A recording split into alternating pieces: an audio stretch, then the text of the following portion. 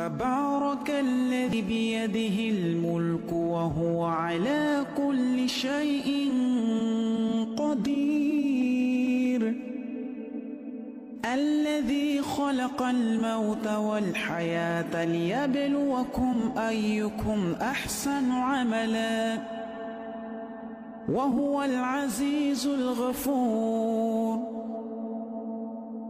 الذي خلق 7 سماوات طباقا। আসসালামু আলাইকুম, সবাইকে ওয়েলকাম জানাচ্ছি আমার চ্যানেল রুমিস ফ্যাশনেবল হাউসে। আমি ফারহানা ইয়াসমিন রুমি আপনাদের মাঝে আরেকটি নতুন ব্লগ নিয়ে এসেছি। আশা করি প্রতিদিনের ব্লগের মতো আজকের ব্লগটিও আপনাদের ভালো লাগবে।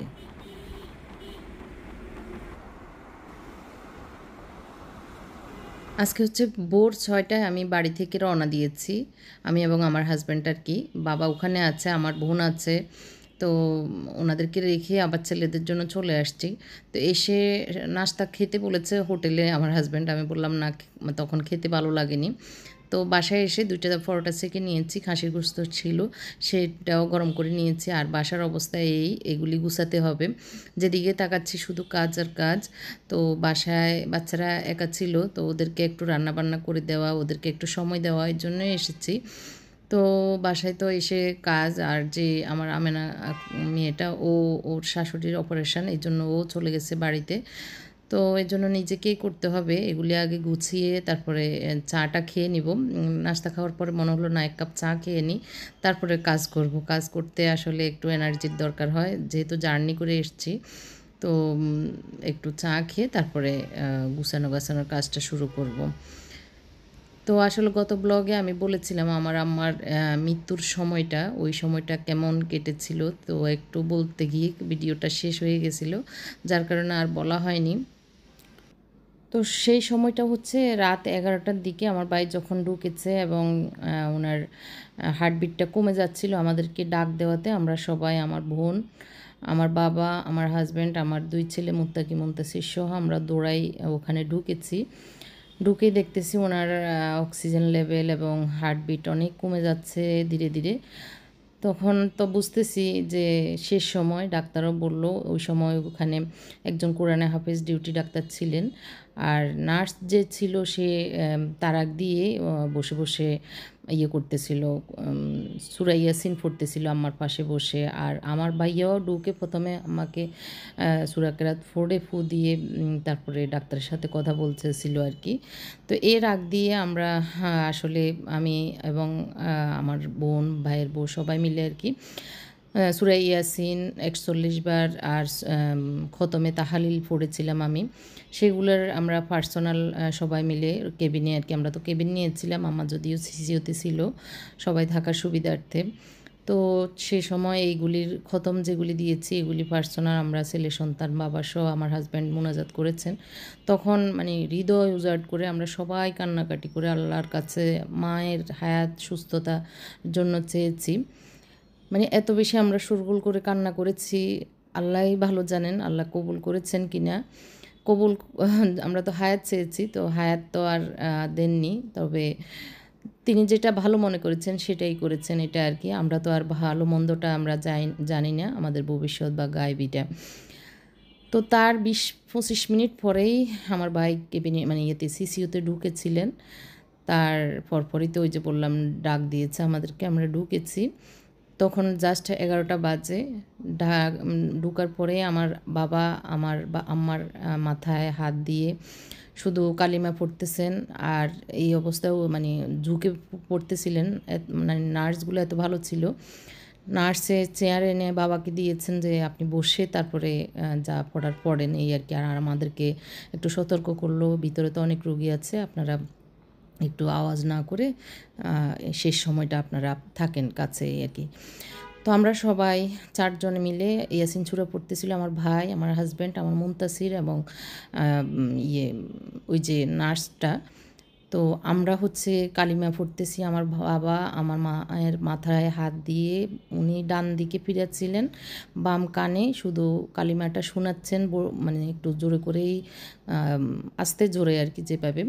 ওইভাবে করে করে বলতেছে, আমরা কালিমা পড়তেছি, দোয়া দরুদ পড়তেছি আল্লাহর কাছে, মায়ের সুস্থতার সহিত হায়াত চাচ্ছি, আল্লাহ আমাকে আমার মাকে ফিরাই দেন, যেভাবে হোক আপনি আপনার গায়েবী মদত দিয়ে গায়েবী কুদরত দিয়ে ফিরাই দেন।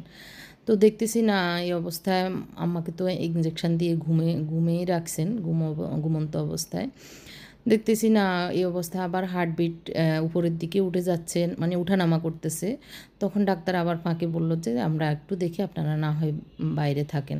কিন্তু আমরা আর যাচ্ছি না আর কি। এই অবস্থায় যখন দেখলাম তখন প্রায় 25 বা 22-23 হবে আর কি, 11টা। এই সময় আমার মনে হলো যে আমরা যে এতদিন মায়ের সুস্থতা এবং নেক হায়াতের জন্য চেয়েছি, সেজন্য আমাদের মায়ায় হয়তো আল্লাহ আমার আম্মাকে নিচ্ছেন না, নিতে চেয়ে নিচ্ছেন না।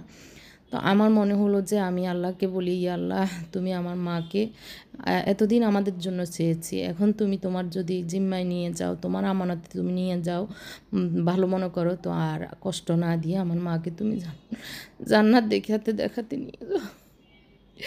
ডান হাতে তুমি আমল নামা দিও, আল্লাহ সহল জব কমাই দিও। সহল জব ছাড়া আমার মায়াকে তুমি জান্নাতুল ফেরদাউসের সুবাস সুগ্রাণ শুঙ্গাতে নিয়ে যাও।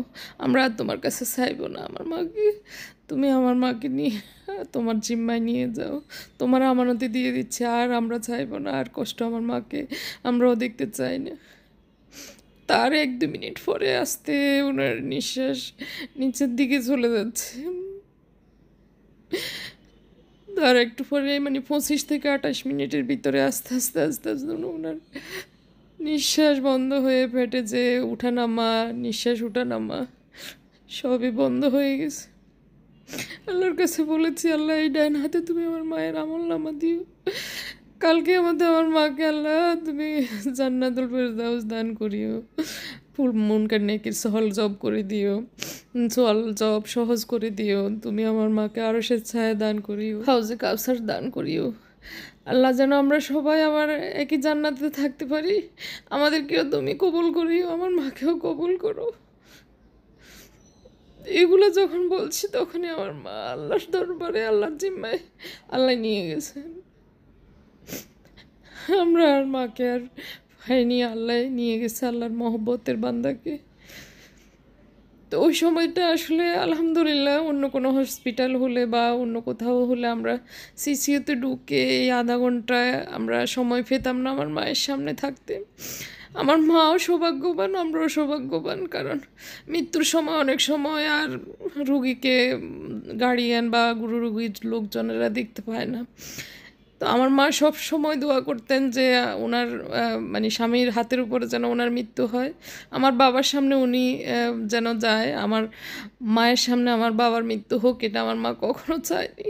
শুধু দোয়া করতেন যেন ওনার মৃত্যু আগে হয়, স্বামীর হাতের মৃত্যু নাকি জান্নাতি মৃত্যু, এই দোয়া সবসময় করেছেন, আর সেই দোয়াই কবুল হয়েছে। আর আমরা ছেলে সন্তানেরা ছিলাম, আমার অনেক সময় সব সন্তানেরা থেকেও সামনে মৃত্যুর সময় থাকতে পারে না, এক একজন এক এক জায়গায় হঠাৎ মৃত্যু হয়। তো আল্লাহ যেন আমাদেরকে কবুল করেছেন, আমার মায়ের সামনে আমরা ছিলাম, মাও আমাদের সামনে ওনার শেষ নিঃশ্বাসটা ত্যাগ করেছেন। আল্লাহর দরবারে শুকরিয়া, আলহামদুলিল্লাহ। মাকে শেষ বিদায়টা দিতে পেরেছি নিজেদের চোখের সামনে। অনেক সময় এই হসপিটালে থাকলে শেষ কথা আসে যে সরি আমরা কিছুই করতে পারিনি, এরকম ডাক্তারদের কথা আসে শুনি। তো আল্লাহর দরবারে শুকরিয়া, মৃত্যু তো আসলে সবারই হবেই, এই টিকিটটা তো আমরা নিয়ে এসেছি, যাওয়ার টিকিট। তো সেই টিকিটটা যেন সবাই আল্লাহ যেন শহীদি মৃত্যু, জান্নাতি মৃত্যু পায় এই দোয়া করি। আমার মায়ের পেট ব্যথায় বা পেটের পীড়ায় মারা গেছেন, এটা হাদিসে আছে, পেটের পীড়ায় মৃত্যুবরণ করলে শহীদি মৃত্যু, আর যেই ওনার অসুখ হয়েছে সেটাও জান্নাতি মৃত্যু শুনেছি বা অনেকের কাছে জেনেছি এই আর কি। তো আল্লাহ যেন আমার মাকে জান্নাতুল ফেরদাউস দান করেন, আমরা তো জানি না উনি কী অবস্থায় আছেন। সবাই আমার মায়ের জন্য একটু খাস করে দোয়া করবেন, আল্লাহ যেন জান্নাতুল ফেরদাউস দান করেন। আমরাও দোয়া করছি প্রতিনিয়ত, প্রতি মুহূর্তে আমার মা যেন আমাদেরকে যেভাবে লালন পালন করেছেন কলিজায় ভরে, আমার আল্লাহ যেন আমার মাকে ওনার মহব্বতে, ওনার রহমতের ছায়াতলে রাখেন। যাই হোক, এর ভিতরে অনেক কিছু ভিডিওতে দেখতে পেরেছেন। আমি গিয়েছিলাম মুনতাসিরের বেতন দিতে হবে, গত 2-3 মাস বেতন দেওয়া হয়নি, আম্মাকে নিয়ে দৌড়াদৌড়িতে আর ওইটা আর ভুলেই গেছি। তো এর জন্য বেতন দিয়ে এসে এখন সন্ধ্যার আগ দিয়ে শুরু করেছিলাম টুকটাক কাজ, যেগুলি করতে পারিনি সকালে, টুকটাক করে চলে গেছি, রান্নাও করিনি।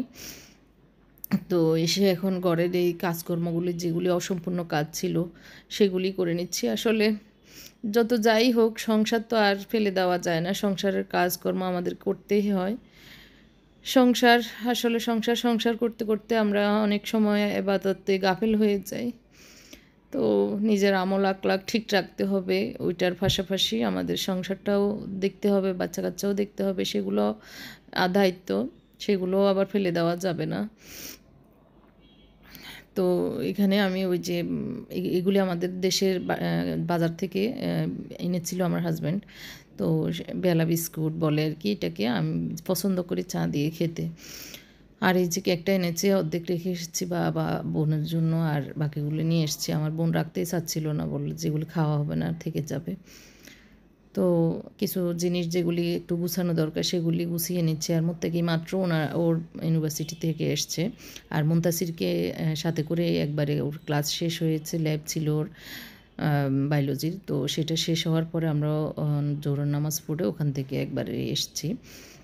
এসে আবার আমরা আমার হাজব্যান্ডের অফিসে একটু খিচুড়ি খেয়েছি, ডিম খিচুড়ি। ওইটা খেয়ে আমরা আবার একটু আমার একটা কাজ ছিল আমার হাজব্যান্ড আর আমার, ওইটা সেরে তারপরে আসছি আর কি।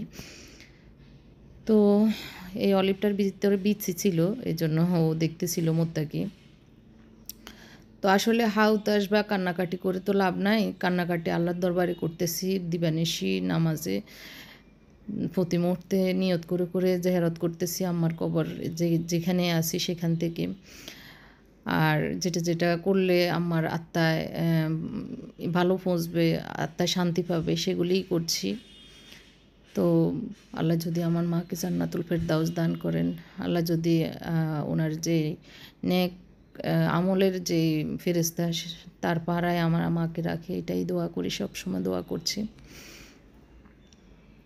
বাসায় এসেছি, আবার চলে যাব, আমার বাবা বোন ওখানে আছে, বৃহস্পতিবারে চলে যাব। এই জন্য একটু এই 2-3 দিন একটু এখানে ওদেরকে একটু গুছিয়ে দিয়ে যাওয়া আর কি, সেই জন্যই এসেছি। ওদের জন্য বাড়িতে গেলে ছেলেদের জন্য পরাণ পড়ে, আবার বাসায় আসলে বাবার জন্য পরাণ পড়ে। তো ওখানে লোকজন আছে, আমার খালা এসছে, আমার একটা খালা আছে আর কি, ছোট খালা। তো উনি এসছে আমার বোনের সাথে, 2 দিন ছিল।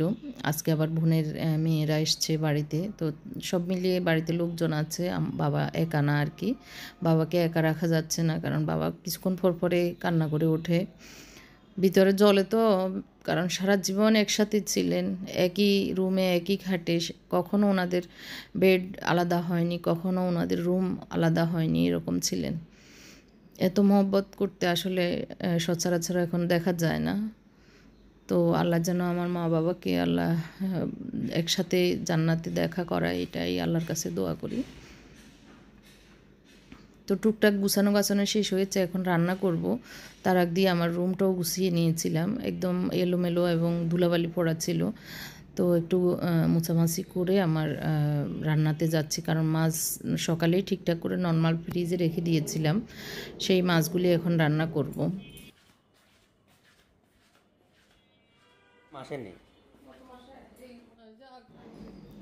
তো নর্মাল ফ্রিজ থেকে আমি এগুলি যেটা যেটা এখন রান্নায় লাগবে সব বের করে নিচ্ছি, কারণ খিদেও লেগেছে। আমার হাজব্যান্ডও এর ভিতরে এসছে, উনি ওনার কাজ সেরে, তো একটু রান্নাটা যত তাড়াতাড়ি হয় মানে খেতে হবে। ছেলেদেরও খিদে লেগেছে, এর ভিতরে আর কেউ কিছু খায়নি। তো এখন ওই যে সকালে আমি একটু আম কুটে রেখেছিলাম, টক মিষ্টি আম বাড়ি থেকে আনা আর কি, তো সেগুলি একটু মেখে দিব, তাহলে খিদার ইয়েটা একটু প্রকোপটা কমবে। ওরা বাপ ছেলেদেরকে একটু লবণ দিয়ে আর একটু মরিচ দিয়ে মেখে দিচ্ছি। নরম হয়ে গেছে, এমনি হালকা একটু টক আছে, মিষ্টিও আছে, সব মিলিয়ে এই টক মিষ্টি মানে দেশের আম খেতে ভালোই লাগে। তো আল্লাহ যত মা বাবা পৃথিবীর বুকে বেঁচে আছেন সবাইকে আল্লাহ যেন সুস্থতার সহিত নেক হায়াত দান করেন।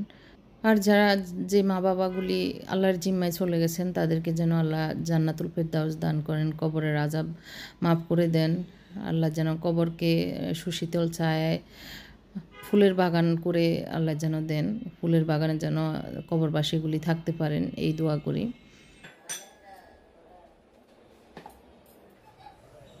এই কয়েকদিনের ভিতরে আমরা ভাই বোন সবাই আম্মাকে স্বপ্নে দেখেছি। আলহামদুলিল্লাহ, সবার সাথে দেখা করেছেন। যে যাই দেখেছি আল্লাহ যেন ভালো স্বপ্ন হিসেবে কবুল করেন, আল্লাহ যেন মাকে জান্নাতুল ফেরদাউস দান করেন, এই দোয়াই করছি আর কি।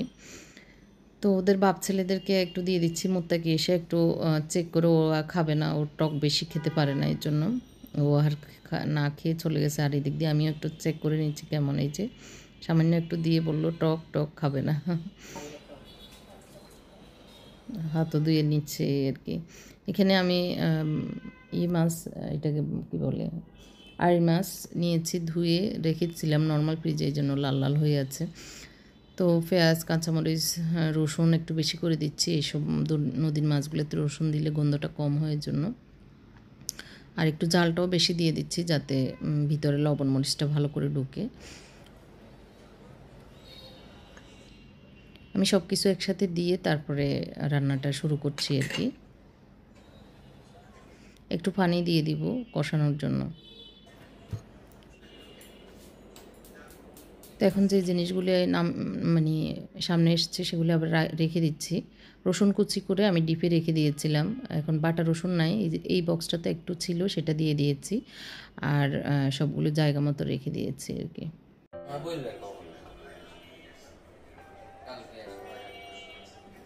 মুনতাসির এসে ওর স্কুলে সারাদিন কী হয়েছে, আমরা স্যারদের সাথে কী কথা বলেছি, সেই কথাগুলি নিয়ে আমাদের ভিতরে ডিসকাস চলছে।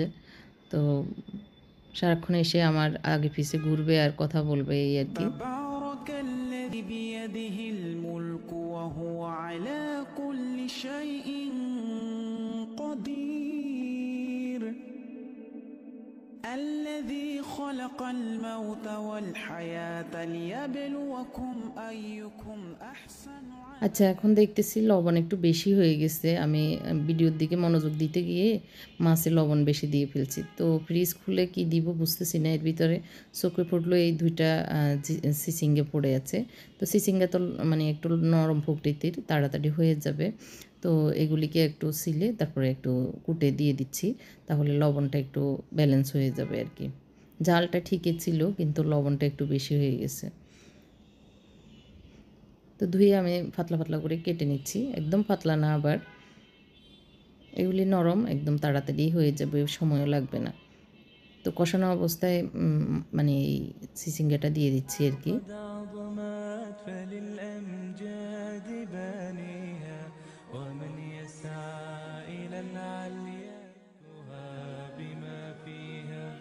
এর ভিতরে আমি ডিপে ছিল টমেটো, তো সেখান থেকে ছোট এক প্যাকেট করে করে রেখেছিলাম, তো সেটা দিয়েছিলাম টমেটো। মাছে একটু টমেটো না হলে ভালোই লাগে না, তো টমেটো দিয়েছি। আর এখন সিসিঙ্গাটা দিয়ে দিয়ে একটু ভালো করে নেড়ে ছেড়ে ভিতরে দিয়ে দিচ্ছি। কষানো হয়েছে, এর ভিতরে যে পানিটা শুকিয়ে গেছে, এখন আর একটু পানি দিয়ে, সিসিঙ্গা থেকেও পানি বের হবে, আর একটু পানি দিয়ে ভালো করে কষিয়ে রান্নাটা করে নেব। এটাতে রসুন ছিল, এই জন্য রসুনের উপরে আমি পানিটা দিয়ে নিয়েছি আর কি। তো রাত্রিবেলা এই মাছ দিয়ে, মাছের ঝোল দিয়ে এক তরকারি, একটু ভাজি ছিল আগে, তো সেটাও গরম করে নিব।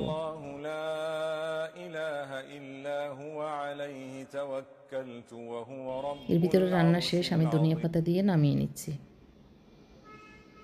বেশি শুকাবো না, কারণ আর উন্নত ইয়ে নাই, ঝোল টোল নাই, এর জন্য একটু ঝোল ঝোল অবস্থায় নামাবো যাতে করে ডালের অভাবটাও পূর্ণ হয়। তো খিদা লেগেছে, এখন বেড়ে নিচ্ছি সবার জন্য। আমরা 4 জন বাসায়, 4 জনের জন্য ভাত বেড়ে নিচ্ছি। 1 ফুট চাউল রান্না করেছি, এখন 4 প্লেটে নেওয়ার পরেও অনেকগুলি ভাত এখনও রয়ে যাবে।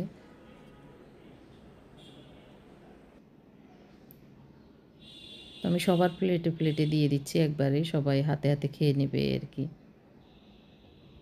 মুত্তাকি একটু নাথাং নাথাং করতেছে, খাবে না খাবে না, মাছ দিয়ে খাবে না। তো তো বললাম যে আমি মেখে দিব, এটা হলো অপশনাল একটা ইয়ে। তো এর জন্য বললো যে তাহলে খাইয়ে দিতে হবে। তো আমি বললাম যে না, ওইটা হবে না, তুমি খাও, আমি মেখে দিব স্বাদ করে। তো এটা বলাতে ও রাজি হয়েছে খাওয়ার জন্য। তো ওকে মেখে দিব আর আমরা সবাই এই তো যে যার মতো খাবো। মুনতাসির আবার এত কিছু করে না, ও মাছ খায় যেভাবে রান্না করি। ওরা বেশিরভাগ পছন্দ করে মাছ ভাজিটা আর কি, এমনি খায়। তো যাই হোক, আজকের ব্লগটি কেমন লেগেছে কমেন্ট করে জানাবেন। সবাই আমাদের জন্য দোয়া করবেন, আল্লাহ আপনাদেরকেও ভালো রাখুক, এই দোয়া রেখে এখানেই শেষ করছি।